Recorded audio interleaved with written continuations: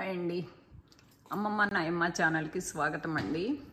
ఈరోజు మీకు నేను గుత్తి వంకాయ కూర చూపిస్తాను.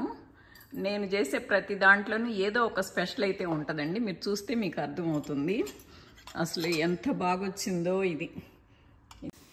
అసలు ఇది రెస్టారెంట్లో దానికంటే కూడా బాగుందండి.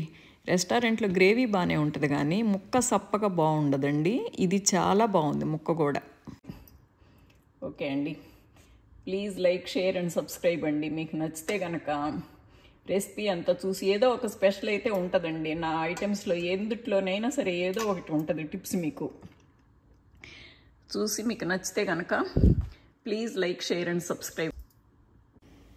ఇంకా కుకింగ్ మొదలు పెడదామండి. నేను గుత్తి వంకాయకి ఇన్ని పప్పులు తీసుకుంటున్నానండి. వేరుశనగ పప్పులు ఆల్రెడీ నాకు వేయించే ఉంటాయి. అందులో కొన్ని నువ్వుపప్పు తీసుకున్నానండి. ఇవి కూడా వేయించిన నువ్వుపప్పులండి. కొబ్బరి తీసుకున్నానండి. ఈ మూడు కలిపి మిక్సీ పట్టుకుంటాను. కొబ్బరి, నువ్వుపప్పు, వేరుశనగ పప్పులు ఇదిగోనండి మిక్సీ వేసుకొచ్చానండి. మెత్తగా వేసా కానీ మరీ మెత్తగా కాదు, ఒక్క నలుసు బరక ఉంటుంది అన్నమాట. ఇది ఈ పేస్ట్ పక్కన పెట్టుకుంటాను. అవునండి, నేను ఈ వంకాయలు తీసుకున్నాను, కడిగేసి పక్కన పెట్టుకుంటాను. ఇవి అన్ని 10 వంకాయలండి లెక్కబెట్టి. ఇదిగోనండి ఈ గుత్తి వంకాయలన్నీ ఇలా గుత్తుల్లాగా కోసేసాను, ముచ్చుకలు తెక్కుండాను. చూసారా, ఇవి కొంచెం ముచ్చుకలు ఉంచేసేసి కోసి పెట్టుకున్నాను. ఇప్పుడు బాండి తీసుకొని కొంచెం నూనె వేసుకున్నానండి. ఎలాగైనా గుత్తి వంకాయ కొద్ది నూనె ఎక్కువే పడుతుంది. నేను 2-3 స్పూన్లు వేసుకున్నానండి. నా 10 వంకాయలకి 3 స్పూన్లు వేసుకున్నాను. స్టవ్ ఆన్ చేసుకుందాము.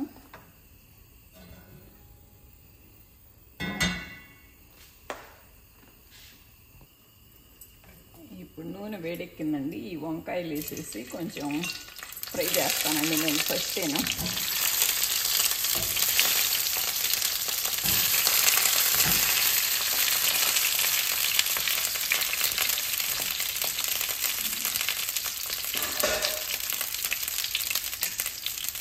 మొత్తం ఫుల్ ఫ్రై చేయనండి, జస్ట్ ఒక హాఫ్ పార్ట్ ఫ్రై చేసేస్తాను.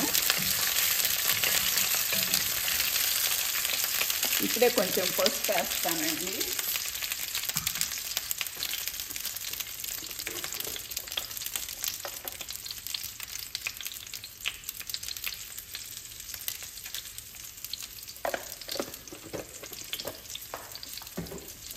కొంచెం ఉప్పు వేస్తాను. ఇప్పుడు ఇది చిన్నగా వేగుతుంది అన్నమాట. మొత్తం వేపనండి, జస్ట్ హాఫ్ పార్ట్ వేపేసి ఆపేస్తాను. ఇదిగోనండి సగబడేది తీసేయచ్చండి. నాకు ఆన్ చేశాను అనుకున్నాను, నేను కెమెరా ఆన్ చేయలేదండి. ఏం లేదు ఇందుట్లో ఇప్పుడు నేను అది కొంచెం పాన్ తీసుకొని ఆయిల్ వేసి కొంచెం ఆవాలు వేసానండి. ఒక మిరపకాయ గిల్లేసి ఒక ఆవాలే వేసాను, ఇంకేం వేయలేదు నేను. ఆవాలు కొద్దిగా వేగినాక కొంచెం కరివేపాకును ఉల్లిపాయలు వేసానండి, అవి వేపుతున్నాను.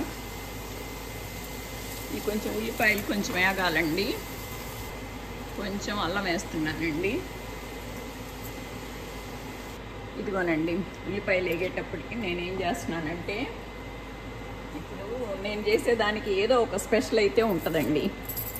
వంకాయ గుత్తి కూర మనం రెస్టారెంట్లో తిన్నా కూడా నాకు అంత టేస్టీగా అనిపించదు. కాయ మనకి సప్పగా ఉన్నట్టు ఉంటుంది. అందుకని నేను కొంచెం ఇలా ఉప్పు వేసుకుంటానండి, కొంచెం అడుగున వంకాయకి పట్టేటట్టు.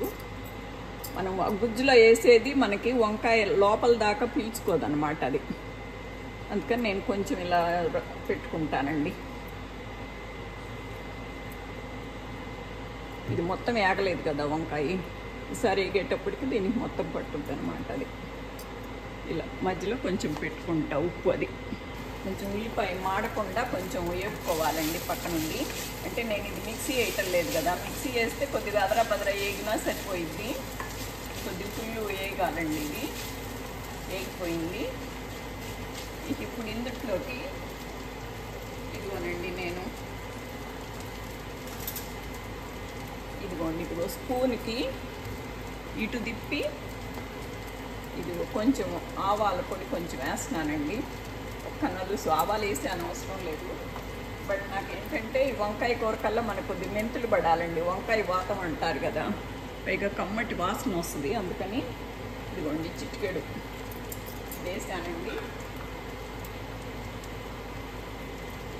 ఇదిగోండి కొంచెం ఇది ధనియాలు, జీలకర్ర, శనగపప్పు, మినప్పప్పు వేయించి ఈ పొడి అండి. ఇది కూడా అంతే, ఒక్క నలుసు వేస్తున్నాను. మామూలుగా అయితే అసలు నేను అవి కూడా వేయనండి. నా కారంలోనే అన్నీ ఉంటాయి కదా. నేను కొట్టిన కారంలో అప్పుడు మీకు చూపించాను. ధనియాలు, జీలకర్ర, మినప్పప్పు, శనగపప్పు వేయించి కలిపాను కదా. కాకపోతే ఇప్పుడు మీకు అందరూ చూపిస్తాను మీకు వీడియోలోనే కొంచెం వేసా, కానీ నేనైతే వేయనండి. నా కారంలోనే అన్నీ ఉంటాయి. అది ఇప్పుడు వేసినా కూడా కొంచెమే వేసాను కదా. చూడండి ఇది వేగి నాకు ఇప్పుడు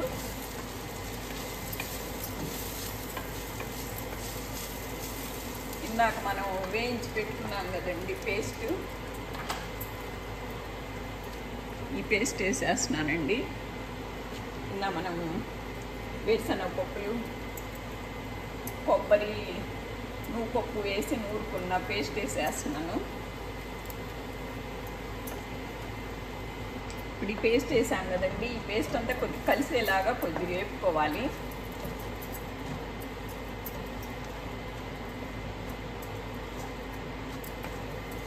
ఇప్పుడు ఇందులోనే కొంచెం పసుపు, కొంచెం ఉప్పు కూడా వేసుకుందామండి.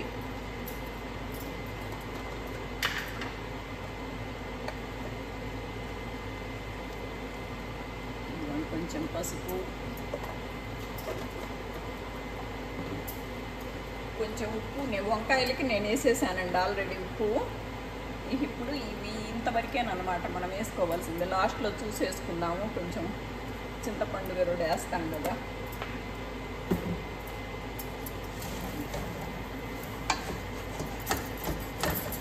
స్టీల్ అనేటప్పటికి ఎంత సన్నసగ పెట్టినా కూడా మాడతానే ఉంటుంది. కొంచెం కారం వేసుకుందామండి.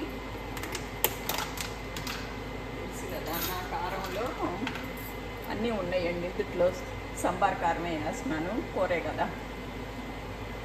అంత ధనియాలు, జీలకర్ర, మినప్పప్పు, శనగపప్పు అన్నీ వేసే కొట్టానండి అప్పుడు నేను. కారం, కరివేపాకు, కొబ్బరి అంతాను ఇది కలిపేసుకొని ఇప్పుడు నువ్వుపప్పు, వేరుశనగపప్పు ఏగినియే కదండి. పెద్ద టూ మచ్ టైం వేపే పని లేదు, కొంచెంసేపు వేపితే సరిపోయింది. ఇదిగోండి కొద్ది చింతపండు రసం తీసుకొని పోస్తున్నానండి.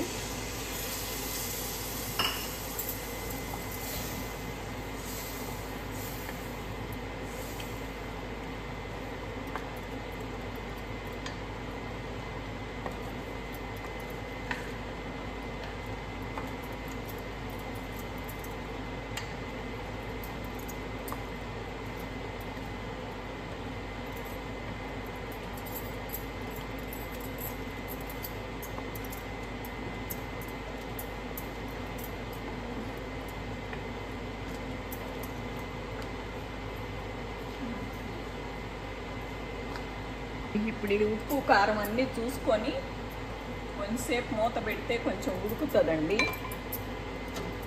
అన్నీ సరిపోయినాయి ఉప్పు కారాలన్నీ. చక్కగా మూత పెట్టేస్తున్నాను. ఒక నిమిషం ఉడికి కొద్ది నూనె బయటకు వచ్చినాక అప్పుడు వంకాయలు వేసి మళ్ళీ ఉడకబెడదాము. ఇప్పుడు మనకు కావాల్సినంత కన్సిస్టెన్సీ చూసుకొని వాటర్ పోసుకోవాలండి. కొంచెం ఈ వంకాయలు కూడా వేసేసుకొని కొంచెం పట్టనిద్దాం వీటికి.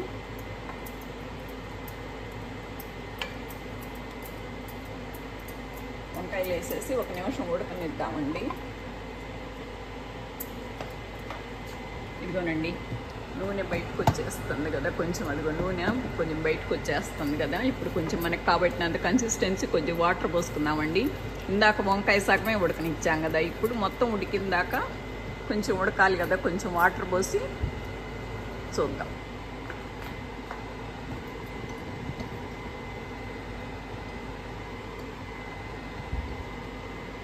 ఇదిగోనండి ఇప్పుడు కన్సిస్టెన్సీ చూసుకొని నీళ్ళు పోసుకుందాము. అది కొద్దిగా ఉడకాలి కదా వంకాయ కూడాను. వంకాయ ఉడికేటప్పటికి ఉడికినాక మనం కన్సిస్టెన్సీ చూసుకొని హాఫ్ చేసుకోవటమే. ఇందా మనకి సగమే ఉడికింది కదా వంకాయ, ఇప్పుడు మొత్తం ఉడకాలన్నమాట.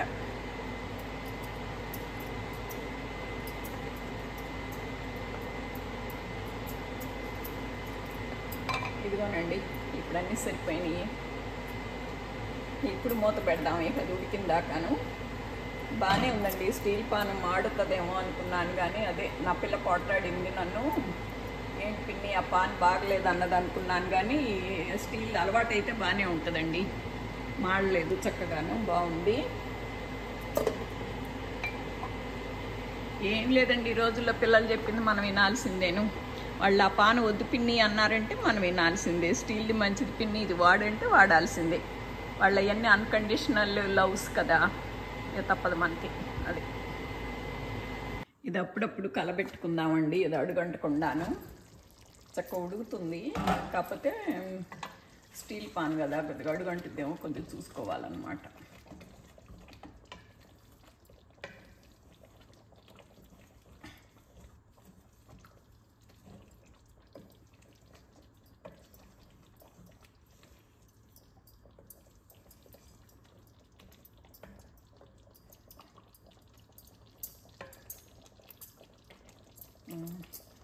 అడుగంటలేదండి, బాగుంది. కాకపోతే కొంచెం ఉడికిన దాకా ఇంకొంచెం సేపు పెడదాము.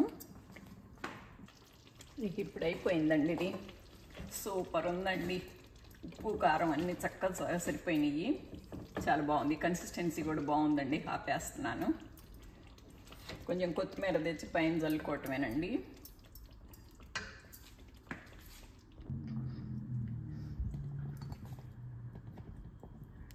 ఇదిగోనండి, ఎలా ఉంది చూసారా?